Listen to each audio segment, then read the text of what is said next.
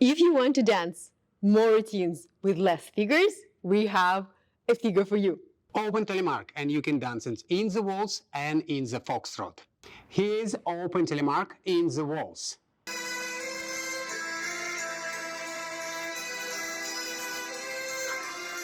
And this is Open Telemark in the foxtrot.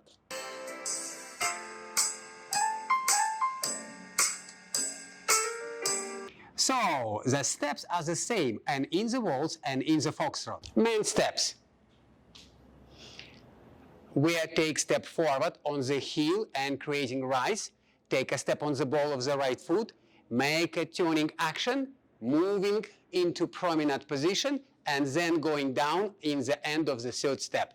And ladies steps. Ladies, you're taking left foot backward, one, then heel turn, then take a step in the promenade position and going down in the end of the third step. The only difference in these figures in waltz and the foxtrot is timing.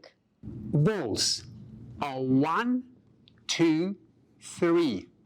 Foxtrot, slow, quick, quick. Now, when you know the steps of the Open Telemark, you can use this figure in your waltz routine and also in your foxtrot routine.